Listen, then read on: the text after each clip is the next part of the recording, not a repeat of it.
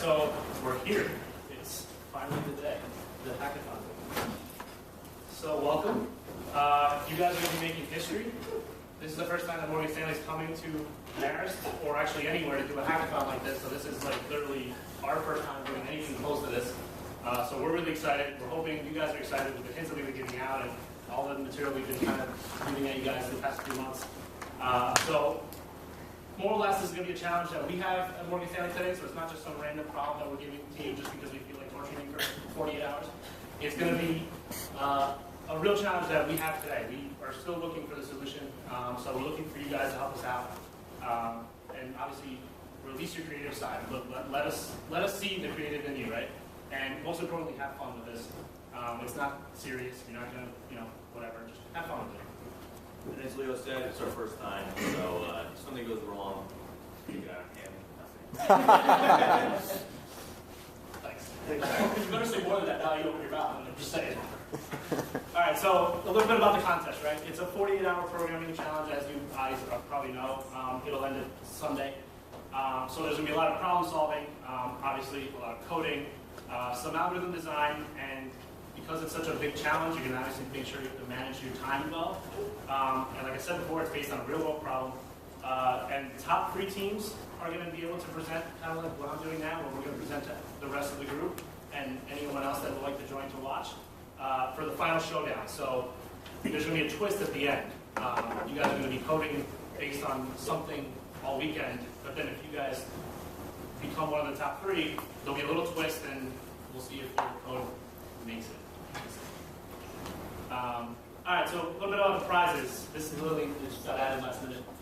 So first place team is going to get a GitHub Silver membership for a year. You're also going to be able to, the team's going to come down, travel expenses paid, to visit the CTO team, which is what I'm a part of. And just in like 5 minutes ago, I was told that you guys can also join us for a tech talk with Jean Struth, the developer of C++. He's like 62, so that should be interesting. We'll also give you a tour of the Innovation Lab, which is where I've been in for the past 2.5, 3 years, and also a tour of the trading floor in Midtown. So that's what's in store for the first place. I thought you were saying hi to me. Hi, welcome. All right, so second place gets GitHub Bronze membership for a year. Then there's going to be, we have, Morgan Stanley prizes. We have 3 different types. We'll give the team options of 2 out of the 3 that you can pick from.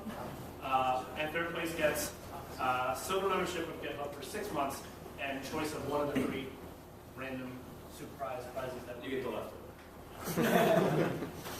And thanks, Travis, for getting us the GitHub prizes. That was awesome on your part. Also, as an added prize, best team name. Oh, that's that Morgan Stanley Cup. Yes. Bugs or shot glasses? Unless we run those when everyone else takes them. Yeah. Then you get to do whatever. But make cool team names, basically. Yes, please. Get us, when we start handing out the manuals, I want your teammates because I need to know who's going to be on explain it. All right, so a little bit of information about where this challenge originated from and why we're coming up with this, right?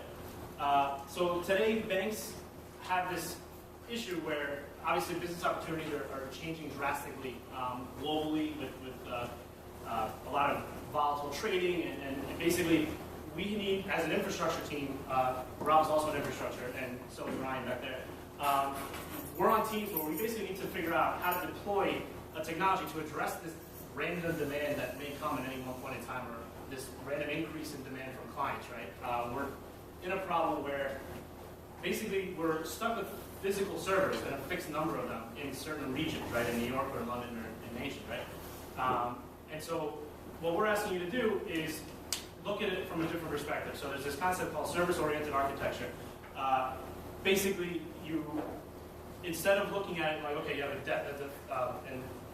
defined number of physical servers, you kind of flip that around and say, okay, this is what the application is doing. Let's, on demand, spawn up and down servers from your infrastructure. And like the application is decomposed into multiple tiers, and you can literally bring up VMs in any region at any time based on the demand that comes in, so it's more dynamic. and it's smart. So you will be working with Hermes, the Greek god of boundaries, travel, communication, and trade. This is basically a fictitious trading application that runs in the 3 regions, and it's built on the 3-tier service-oriented architecture. So this Hermes guy basically handles transactions 24 hours a day, 7 days a week, nonstop, right? This is pretty realistic to what happens today. The trading never stops, right? Even if it's a weekend, there is some trading that happens in all the regions, so you have to keep that in mind. So the tiers that I'm talking about is the typical web layer, Java layer, and database layer, and these are going to be virtual machines in the 3 regions, right? So I'm going to play through what's going to end up happening this weekend with Hermes. So you're going to have, like I said, clients in 3 regions looking to trade. They're going to, when they put the trade in, ideally they're going to hit a local web server. North America, as you can see, hits the North America web tier and Europe and Asia as well. Beyond that, the web tier has to talk to a Java tier. Ideally, locally, same with database. You get the point. But what happens if you start overloading the servers, basically, right? Like if you have a ton of demand in the US because something happened, where does that load go? It has to basically load balance. It has to fail over to another region, or else we lose those clients as Morgan Stanley, right? And as you can probably guess, it happens between web and Java and database. So another aspect of this game, and by the way, if you guys have a question, you can just stop me in the middle. I don't mind explaining it as we go along instead of at the end. So is everyone cool with that so far? So one of the problems here is that if you're load balancing from Asia to North America, there's, I think it's 120 millisecond delay from when the packet goes from Asia to get to our North America servers. And when you're talking about trading, every millisecond counts because the numbers are constantly changing the price of the stock that you're purchasing. So if you bought a stock for $20, in 10 milliseconds it might be $21, and now the amount of stock that you're actually purchasing is less than you asked for, basically. And because of that delay. So you need your system to be as quick as possible in order so that when I hit the go button, I think it's the send button, whatever. Yes, send. It happens. And so the failover is a big problem. I mean, it's possible to fail over, but like Rob said, it's not ideal because we have clients, we're supposed to service them, and if they are trading in a non-efficient way and we're taking too long to get the trades across to our clients, then they'll go to Goldman or they'll go to whatever other company they feel like, right? No. I got like this in the back. No Goldman, just Morgan. No, I'm kidding. So yeah. So with that in mind, obviously tiers have servers. So a web tier server in any of the 3 regions can handle up to 180 transactions, 100% okay, right? If you have, in North America, let's say you have 200 transactions coming through, now you're only getting 90 of them through because of the getting closer to capacity effect that you're having, and some transactions will drop. Well, it's kind of simulating clients just going, all right, I'm going to go to Goldman now, and they leave, right? 201 and 250 transactions, you lose basically 80% of those transactions because everyone's just like, oh, well, screw this, Morgan really sucks, and we need to, I need to make money, right? So in this situation, once a local web server reaches the 201 and 250 range, instead of, like, let's say you get to 251, it's not going to automatically go to 0. And this is where I hope I explain this clearly enough. So let's say North America is going to the North America local web tier. We get to 251 transactions on one server, right? Instead of going, all right, the web server is done, it's going to first try to fail over to the other 2 regions first. If there's that much demand where all the trades are overflowing the other 2, like the other regions will only overflow up to the 3rd section, only go up to 250. Once you've gotten to 250 in North America, then you've also got 250 in Europe and Asia, then the rest will go to North America and it'll just completely bring the machine down. And you've lost everything there. So if you have only a web server over there and it's basically 0, it's gotten to 100% capacity, you're going to lose all those transactions, nothing's going to go through. So you got to keep that in mind. And The address. Will these slides be available later so we have these statistics? no, yes, they will, but we have a manual that explains it even more detailed than mine, and it's perfect. I'm just trying to give you guys like an idea, just so I get the questions down earlier. And then, but the manual that we're going to hand out is like a 20-page manual, and it's extremely detailed. It has everything you need to know. So which is why you'll see, I'll explain later. But good question. So the Java tier, as you can imagine, is the same thing. It's not as bad as the web tier, so obviously you're going to have more web tiers in Java. And the same for the database, right? There's another aspect to, oh, sorry, before that. So like I explained before, if you're going locally, you're going to get 100% of those transactions. But if you start failing over, you can see that if you're going from North America to Europe, you're only going to get 70% of those transactions going through. And if you're going from North America to Asia, it'll be only 50%. So you have to make sure that you're getting the most efficient algorithm that basically handles the best amount of load, right? And as you can see, I'm not going to repeat this, but 70% from Europe to North America, 50% from Asia anywhere, it's not local. And just to add more complexity to this awesome diagram, the problem is that you have to, if you're making trades and you have a database that stores what's going on, right? All the data about the trades that have been going on globally, you have to make sure that if you have more than one database in multiple regions, they have to be in sync, right? You can't just have two different databases with two different types of information, then the trade's just wrong, and you're basically just screwing everything up as well. So you have to keep in mind that one database in one region only, you have no problem because it doesn't have to sync anywhere, right? But if you say, let's say you have one database in North America and one database in Europe, you start losing 80% transactions because of the overhead from having to sync, and that makes the overall transaction too slow for some people, and they'll get this and go to overhead. Same with Asia Pac in Europe. That would be 70% of the capacity instead of 100. And same for Asia to North America. That had to sync across those two regions, you're losing 30% of your transactions. And to make it even better. Yes. Sorry, good question. What are we actually building? Like, they're probably jumping the gun a little bit, but like, are we building each tier? Are we just building a system that diverts things? This is just what Hermes. are we paying attention to? This is Hermes. This is Hermes doing this. Okay. This is Hermes. This is the global environment, the global trading application. And Okay. the next slide I'll explain to you. This is just this is explaining the environment and the game. This is what could happen. These are the rules.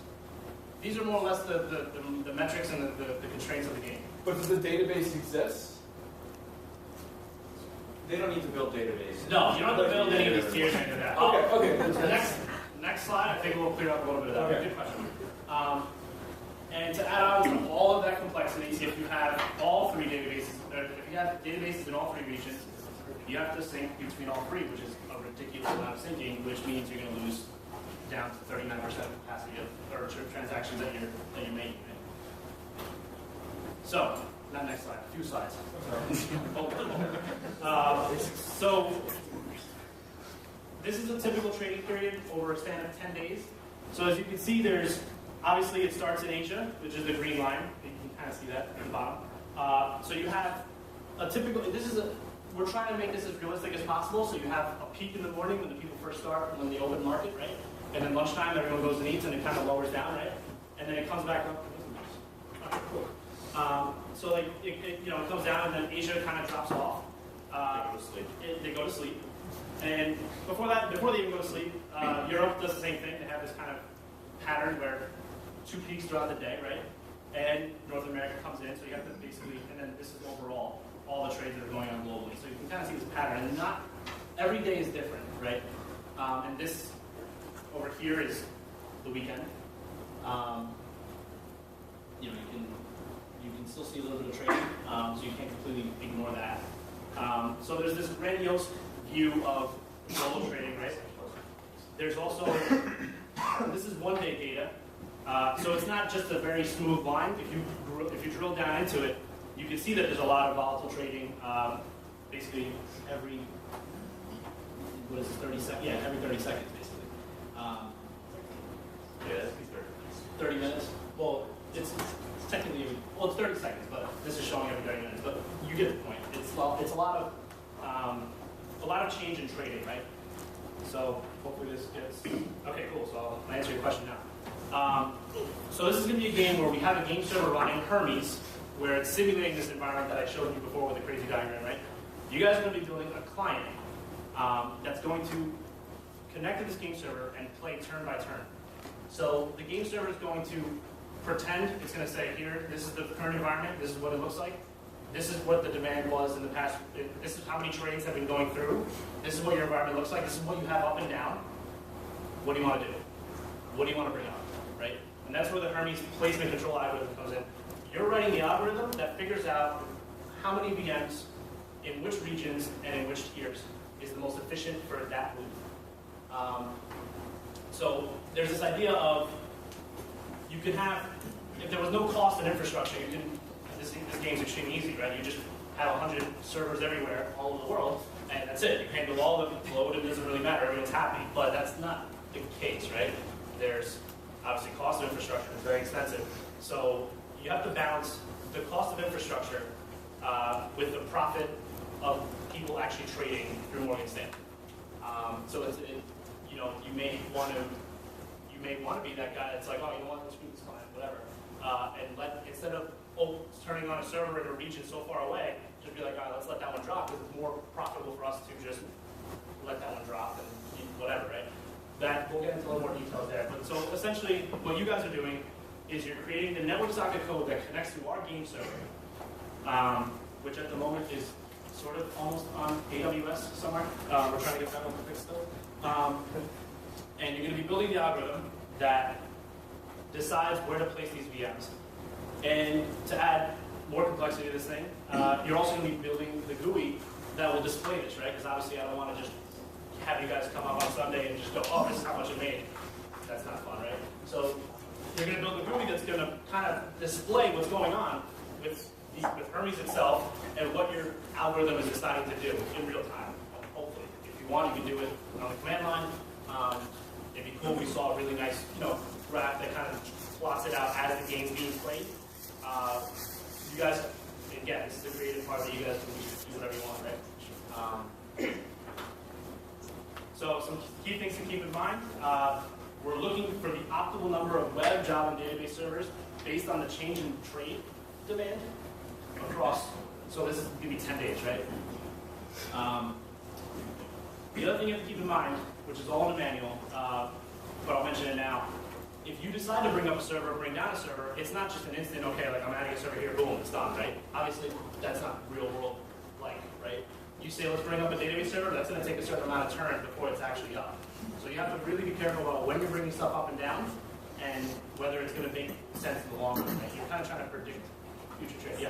How does a turn represent a certain amount of real-life time? It represents 30 seconds of trade. So 30 seconds, every turn is simulating 30 seconds of a trade day. Good question. So and you're basically going to have like, whatever that is, like thousands of turns that you can, have a chance to make a change in the game. Don't bring up Windows boxes, otherwise you're losing a lot of turns. And so I touched on this before. It may be more profitable to have a trade fail as opposed to get worried about bringing up the local server to handle that, little bit of trade that's happening in that one region. It may not be worth it. Who knows, right? That depends on the change in demand, right? And you have listed out in your instructions how much a specific server would cost in order to bring up the things up there. Yep. So different trading climates, it may call for either more or less aggressive scaling up and down of your infrastructure. Like I said before, this is kind of just jumping on what I said before. It all depends on how much money you either make by putting more infrastructure and taking in more trades, or you just let go of the little bit that's going on in Asia or the little bit that's going in New York and just leave your infrastructure as is, and you're saving money through not paying as much for infrastructure. So there needs to be a balance, right? And that's what we're looking for. That's the problem that we have today. Kind of repeating myself now, sorry. So servers actually take longer to start versus bringing you down. So you have to I want to make sure that this is emphasized because I don't want you guys to end up killing yourself. So if you bring a server down too early, you may end up without a database. because it takes, I forget, I think it's 2 turns to bring it down, but if you want to bring up a database, it takes like 8 turns. So you have to make sure that whatever your control algorithm is deciding, that you have infrastructure somewhere to handle whatever load you're coming in with, or else you're going to start losing money. So our suggestions for how you want to attack this thing, first thing, read the manual a few times over. It'll take you a while because it's like 20 pages and it's very detailed. Also, it gives us a little bit more time to get the game server up and running. So. Have you all highlighters? Yeah. And we'll ask you for a summary at the end on Sunday. So yeah, no, seriously. So read the documentation, make sure you understand it. Discuss each section with your team and lay out who's going to do what, right? And one of the things that you should do is divide and conquer, right? Try to attack all different parts of this challenge, right? So have somebody code the GUI, right? Have somebody whoever's the most aesthetically creative do the GUI, obviously. Someone else is going to work on the network coding part. Make sure that the game keeps a good state throughout the entire game. And then someone else working on the control algorithm, the overall linkage of all the components, and then if you have a 4th person, then that 4th person can jump onto whatever you have that's weak, or just add more value to whatever other role you guys want. So when you start coding, before you start trying to make the most efficient algorithm ever, make sure that the basic communication is there before you implement the strategy. You don't want to just kind of get a little bit of it working and then jump the gun and obviously start implementing algorithms. Just make sure you can talk to the game and come back and forth and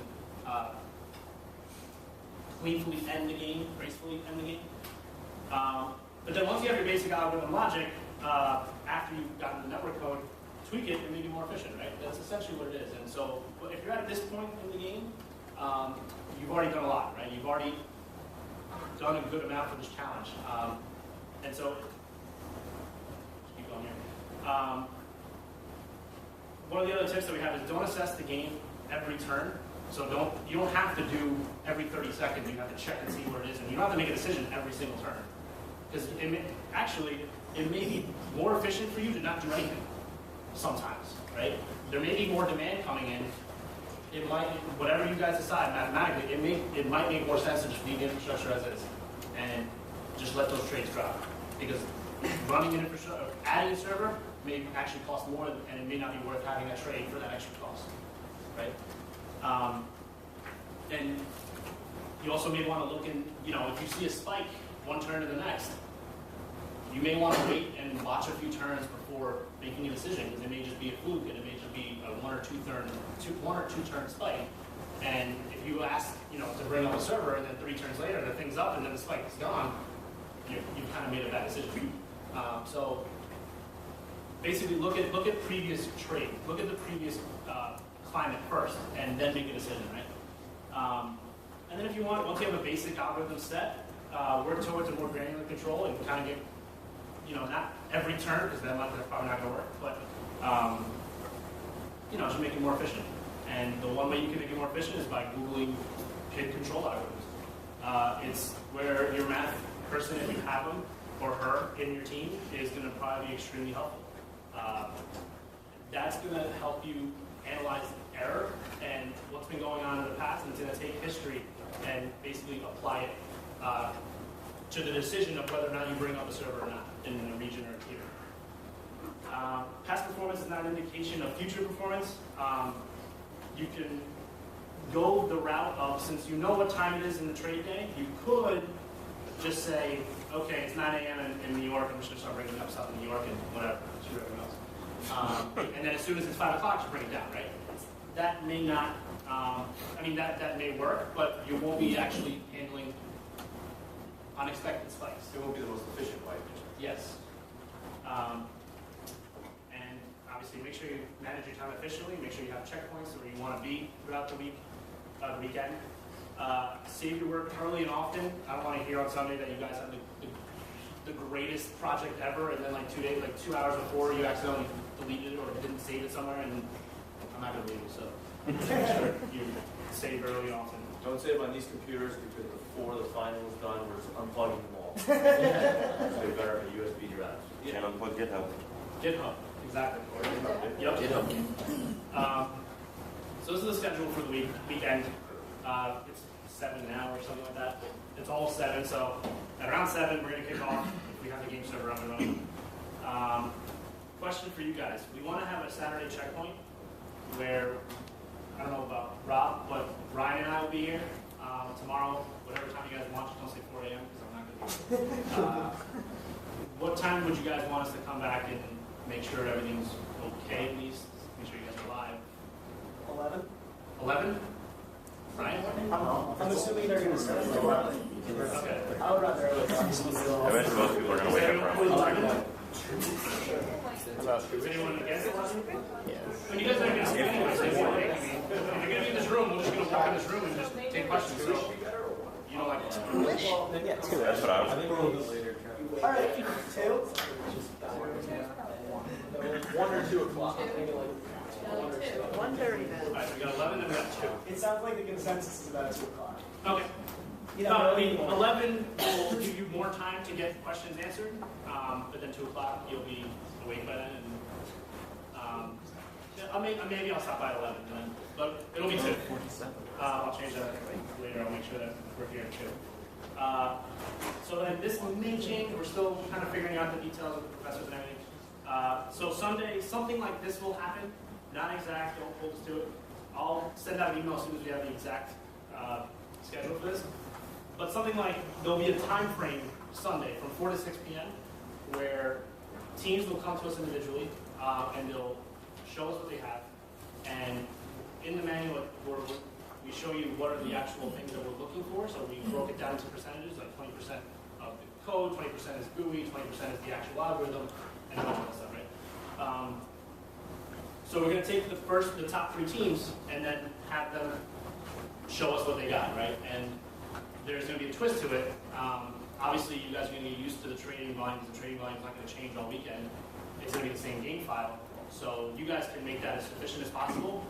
But if you plan on being in the top 3 teams, make sure that you're also taking into account a twist at the end, which will include changes in infrastructure costs and changes in trading.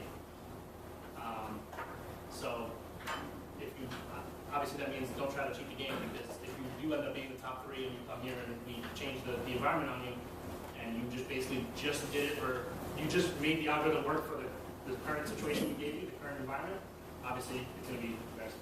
So is that happening after that initial 4 to 6 p.m. judging? Yes. Well, You picked I'm just trying to put a window there, but if we finish before, I mean, if we're done at 5 and everyone's already handed it in, we know what it is, and obviously we'll do it earlier. But So only the top 3 teams, though, are getting capable of twists, is what you're saying? yes. Stay long.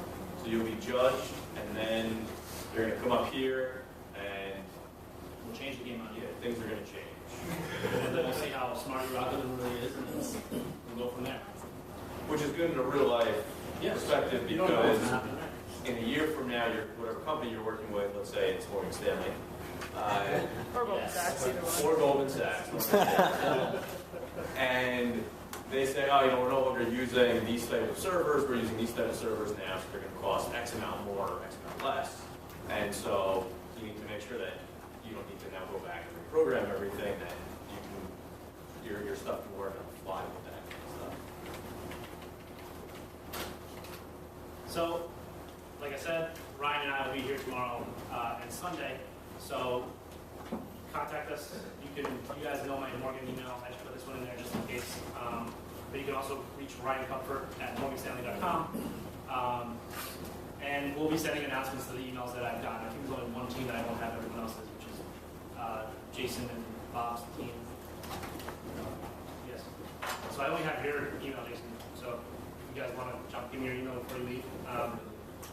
And Hey, Leo, yes. do you want to have a point person for each team that would be the person who would email you with questions versus everyone at any time emailing you, or? Sure. I mean, yeah, if you guys want to just designate the communicator on your team, so that you don't bombard me with 1,000 emails at 4 a.m., so I'm not going to answer them. Please keep it to one person per team. You copy both of us. And yeah, CC both of us. And obviously, keep calm and just have fun. This is just a fun event. We're here mostly because we're all Marist alumni, me, Rob, and Ryan. So aside from the fact that we're from Morgan Stanley, we do this, I think, more for the fact that we love Marist and we'd like to come back, and it's just a great way for us to look at Hancock and get mad that we weren't here for it. So yeah, and I guess this is where we ask questions. Does anyone have any other questions? Are you guys going to be your own team? So is it no? I didn't say anything. I'm looking at you. If you want to, you'll say it. I was a program. Infrastructure guy. Yeah. Never mind. I was just going to ask about the networking stuff. Like, what's the? I guess it's probably in the booklet, but with the networking sockets, like, are we actually programming? Like, how? Yep. Okay. So you're going to need. Next question. All right. So I knew I should have put it in there. Is it? So this is really roughly put together. It's in the appendix. So the game server will be waiting for a client connection, and you respond. This is like kind of what you're supposed to do, actual, like in terms of code, more like pseudocode. You send an init with your team name. The game server says, all right, the connection's been accepted, we see you. You acknowledge it, and you start getting information. So this is where you get the cost for each server for the infrastructure. So basically, you have to keep in mind that all the information that you're getting, when you have your GUI, you have all the flexibility in the world to display all kinds of percentages, because literally the game server is giving you it's giving you too much almost at this point. So you can pick and choose what kind of information you want to display as turns go by. So the first thing that you're getting from the game server when you start it out is how much each piece of infrastructure costs per return. And then you can take that into account and, go to the side, get away from the code, figure out what you think is the best way to go about it, and keep in mind that those costs are going to change on Sunday if you're the top 3 teams. Then the game starts. Hold on, let me finish this and then I'll grab here. So this is the game loop. The game server will give you the current configuration of the environment in Hermes globally. So web tier in North America, web tier in Europe, web tier in Asia Pac, Java database, same thing. Right? You acknowledge it, or that can happen, or the game server will say end, and then that's when you look and say, okay, I'm stop, you stop, and then you actually, you basically close the game and close out and close your sockets and everything. The other part that is in the manual is that, for example, you'll lose points if you don't gracefully close the socket connection. We're not looking for the best profit, right? We're looking for an overall project that's very well done, nice clean code, clear GUI or command line interface. So just keep that in mind, right? I got a question about the GUI. Yes. You can't ask questions. Well, I don't even know anything about the project, so it's my first time seeing it. So the GUI, is this something that am I gonna type into it, or is it gonna be an actual user interface, or is it just gonna be displaying some sort of graph? So here's where this is the creativity part, right? If you are stuck with the algorithm, like this is just an example, right? Like if the worst case scenario, you can't write an algorithm that will automatically decide what to do with your environment, you could, if you want, add it into your GUI and you can manually type it in. If you want to type in 3,000 different controls, because you have, I forget the numbers, but you have thousands of turns, right? You could go that way. Or ideally what we're looking for is, because once you open the connection and the game's set, you're literally going back and forth talking to the game server, and it's throwing information at you, and you're supposed to be analyzing it. Depends on how often you want to look at when you make the change in the environment. So what we're looking for is a GUI that kind of, once we change the environment on you on Sunday, you come up here, you bring up your GUI that you created, right? And we run the game. And we want to see like real time, or that's ideally, you don't have to, real-time graphs that show, okay, like this is the load coming in from this region, whatever, and then like this is what your environment's doing or whatever, and this is how much you're making. You're going to see when you read the manual, there's a ton of information getting thrown at you from the game server. So you can pick and choose what you think is important, what you think is actually cool to show when you're running on Sunday. So is that interesting? Yeah, I was wondering if it was going to be more like the GUI was supposed to be, I'm a trader and I'm doing something, or is it just like I'm an administrator of the system and this is what I'm looking at, how efficient my So basically what we could have, if we didn't have a GUI, So when we come judging on Sunday, you guys can literally come to us, run the code, and at the end it just gives us the end number, the profit that you made. And we can take the 3 teams and be like, oh, your team won. All right, great, see you later. Like, that'd be boring as hell. No one will get anything out of it. So we're adding this GUI part in there because I think it'd be kind of cool to compete between the 3 teams and see the change as everyone's watching to see how their system reacts to it, right? Like if we thought about it and made it efficient, hopefully your system will be smart enough to handle the random demand that we'll add to you and the random cost that will just rise out of nowhere. So that's more the reason why we just want to make this fun, right? And I think that'd be kind of cool to see where each team's progress is in terms of what they, like again, have fun with it and show your creative side. Do what you gotta do. So, yeah. And then, like I said before, the game server is going to throw a bunch of information at you with matrices. It'll give you the number of trade transactions that came in the previous turn per region. So this is where you can start studying what trades, what happened in the past. And if you see like too much going in one region, that's when you flip up a web server or whatever server you want to bring up. You also get a distribution matrix, which is the number of successful transactions that each region and each tier actually accomplished in the previous turn. So that's that kind of information you can display in one of your pieces of your GUI as how much your algorithm is making, basically. And then you get another matrix where it shows how much money you're making and percentages and all that kind of cool stuff. And once you get all the information per turn, at the end, you send your control. So this would be an example. So you're literally bringing up a web server in North America, you're dropping a North America server, web server, and you're bringing up a web server, 2 of them in Asia. You're also bringing up a Java and a database server in Asia. So you got North America, Europe, Asia, this is web, Java. Here. Yep. And so that's how you're going to actually make the change to the environment. And then you repeat the game loop. And like I said, don't do it for every turn because you'll probably end up making too many moves. And you may not want to do that because it takes a bunch of turns to actually bring stuff up and down. So if you want to look at it every 10 turns and take the average of what just happened and figure out if you want to bring it up and down, you can go like that. And that's Do you necessarily have to bring up the same server that you shut down? what? If you're bringing up a server, let's say I just brought down server 6.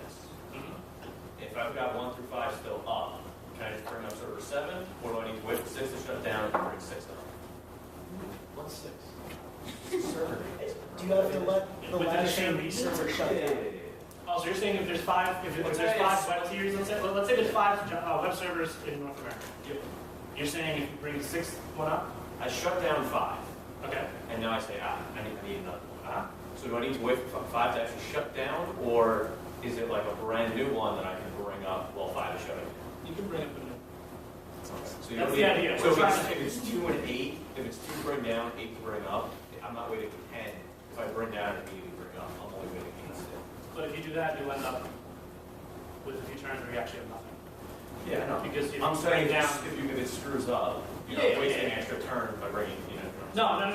So if you bring down 8 and you bring up 2. Does everybody else understand? But is that, if he does it that way, at one time, he will be using more servers, right? than 7 if he servers, waits. 6 Seven servers. ser- 6 servers instead of 4, let's say, in that last example. So is that would increase his total cost because it's going to say, well, at one time he had 6 servers, So for 2 turns, the cost will increase, but you're not waiting 10 turns to actually start a server.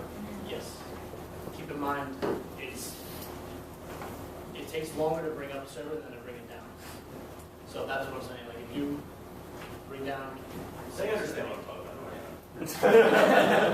Hey Leo, Yes. I'm sure this is in the manual, but Huh? what's the data? How is the data structured? Is it JSON or what's coming from that game server for these guys? That's a great question. It's a custom Is protocol. it, The protocol's outlined. okay, in but the docs, I it's in the think. docs. Yeah, no, it's I think there's a whole example of everything. yeah. We have like extremely detailed examples of everything in there. In terms of how to connect it. That's a good question, actually. Yes. Is the server real time in the sense that like if I get some data, I can sit there theoretically for like 20 minutes calculating things and time will not pass, or will it pass? Like There's no concept of time. there's no concept of time. Okay. It's just turn pause seconds. and- Okay. Just give it. So just every 30 seconds a new turn happens, right? Well, No. no. No. Yeah, okay. Every time you No, no, no. turn. Each turn, you're doing a virtual 30 seconds of training time. But, so 10 days, I mean, obviously that doesn't mean that if you run a Right. game, you're going to be for 10 days. That'd be awesome. So if you guys do it on Sunday, we're going to be here for 30 days for one free stream. Forget it. So basically, But it's not like, so is it that turn one starts, and then it's almost like I don't need, do I count it, all right, start turn two, or when turn one is done, it just starts? Can I sit there and look Just at add to the first all of the different things? right, so it's all part of the program. I mean, you can stop and think about it, but you're not thinking about it. Your algorithm's doing it, right? Right. So it's going to be instantaneous. It'll be milliseconds of decision. There's no concept of let's stop and see what happens. Right? So it's going to run, then you'll look at what ran and figure out, I think I messed up in this section, and figure out why. So your approach is run the entire game. Right. I just wanted to make sure that it was turn-based and not real time. No, it's turn-based. Yeah, it's turn-based. And each turn simulates 30 seconds. Good. Okay. Yep. Anything else? Does anyone think this is too hard? I'm excited. Sal, are you with this? No? You're like, oh, it's all easy, but I'm not doing it. All right. Challenge accepted. So what we're going to do now is we're going to hand out, and obviously if you have questions, don't ask me. It's not, doesn't mean that you can't ask me any more questions, but get your team names, and then we're going to write down which ports you're going to hit on our AWS instance.